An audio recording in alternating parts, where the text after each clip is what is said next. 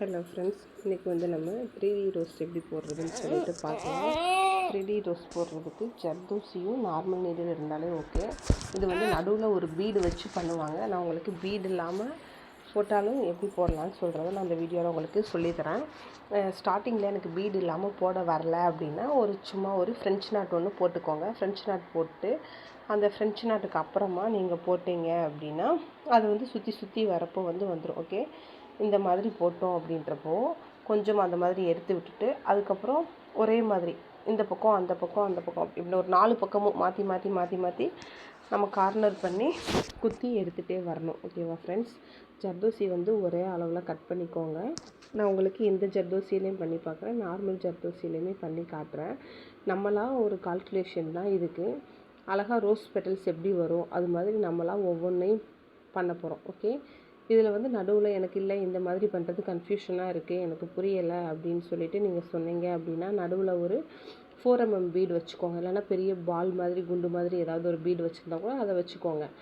இல்லை என்கிட்ட அப்படி எதுவுமே இல்லை அப்படின்னா ஒரு ஃப்ரெஞ்ச் நாட் போட்டுக்கோங்க. ஒரு ஃப்ரெஞ்ச் நாட் போட்டுட்டு அந்த ஃப்ரெஞ்ச் நாட்டில் சுற்றி சுற்றி நீங்கள் போடுறப்போ அது அழகாக வந்துடும். ஓகே, அடுத்தடுத்து நீங்கள் ஒரு ஸ்டிச்சாக எடுக்கிறப்போ அந்த இதழ் விரிஞ்சு வர மாதிரி வந்துடும்.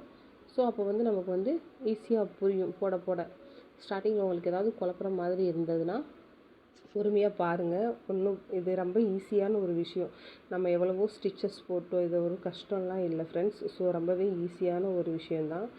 ஓகே, உங்களுக்கு தெரியுதா? நல்லா கவனமாக பாருங்கள். ஏதாவது டவுட் இருந்தால் கேளுங்க, நான் உங்களுக்கு எக்ஸ்பிளைன் பண்ணுறேன்.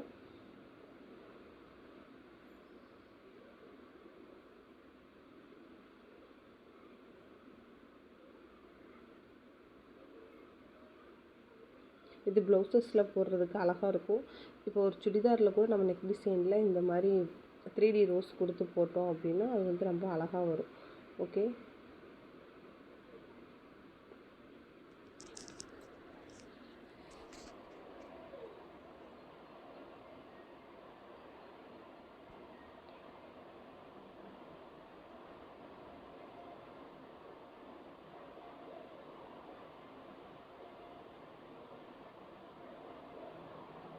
இது நல்லா பார்க்குறதுக்கு அழகாக ஃபேன்சியாக இருக்கும் ஃப்ரெண்ட்ஸ். ஸோ கவனமாக போடுங்க. இது ரொம்ப ஈஸி தான், ஒன்றும் குழப்பிக்க வேண்டாம்.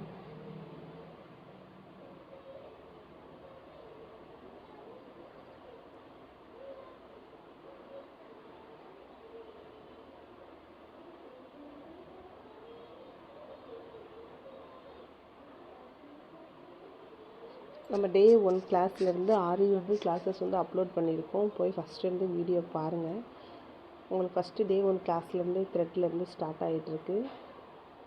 1 by 1 எல்லா வீடியோவுமே போஸ்ட் பண்ணியிருக்கேன் ஃப்ரெண்ட்ஸ். அதை பார்த்து ஆரி கற்றுக்கோங்க. ஆரி கற்றுக்கிறதுக்கு இது ஒரு நல்ல சான்ஸ். ஓகே, மிஸ் பண்ணாதீங்க, நல்லபடியாக கற்றுக்கோங்க.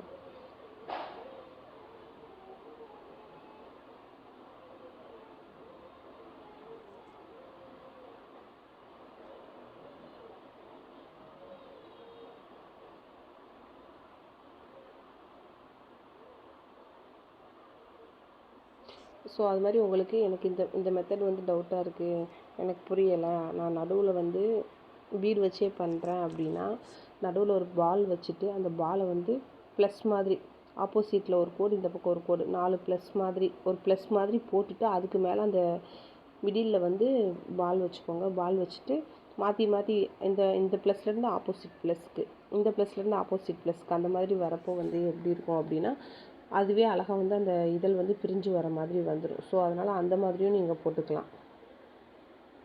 புரியலைன்னா கேளுங்க, உங்களுக்கு நான் மறுபடியும் இன்னொரு வீடியோவில் போடுறேன், எக்ஸ்பிளைன் பண்ணுறேன் ஃப்ரெண்ட்ஸ்.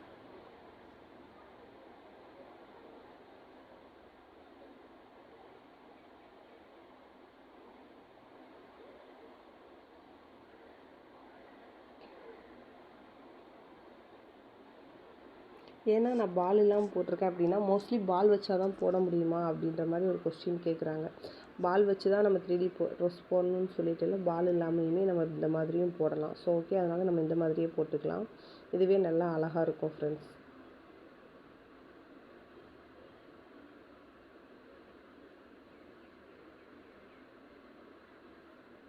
நான் ஃபஸ்ட்டு சொல்கிறது தான், ஜர்தோசியை நீடியில் கோர்க்குறப்போ கொஞ்சம் கவனமாக மட்டும் கோர்த்துக்கோங்க.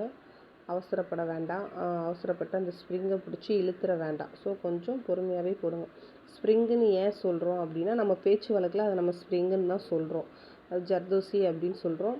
ஆனால் ஒவ்வொரு ஜர்தோசிக்குமே நமக்கு வந்து கரெக்டான பேர் தெரியறதில்ல. ஸோ அதனால் நொச்சி கோரா அப்படின்றப்போ புதுசாக சொல்கிறவங்களுக்கு வந்து கன்ஃபியூஷன் ஆகும். அதனால் ஜர்தோசி நம்ம ஜர்தோசினே வச்சுக்கலாம். குட்டி ஜர்தோசி, பெரிய ஜர்தோசி அப்படின்னு நம்ம பேச்சு வழக்குப்படியே நம்ம வந்து இதுக்கு வந்து பேர் சொல்லி கூப்பிட்டுக்கிறலாம்.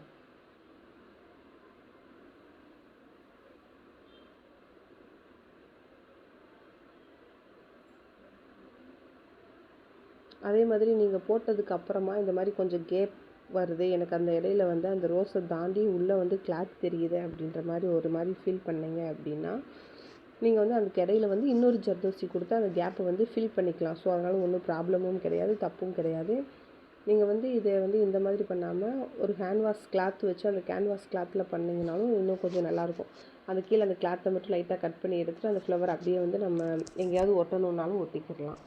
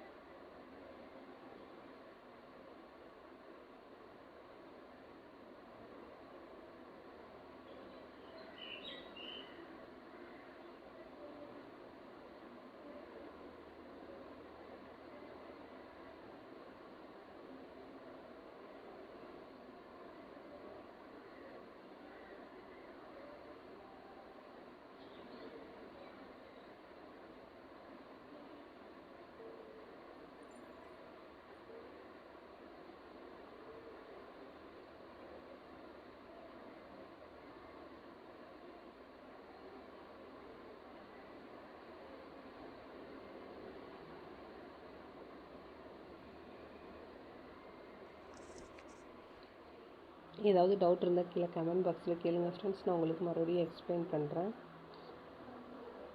வீடியோ பிடிச்சிருந்தால் லைக் பண்ணுங்கள், ஷேர் பண்ணுங்கள், சப்ஸ்கிரைப் பண்ணுங்கள்.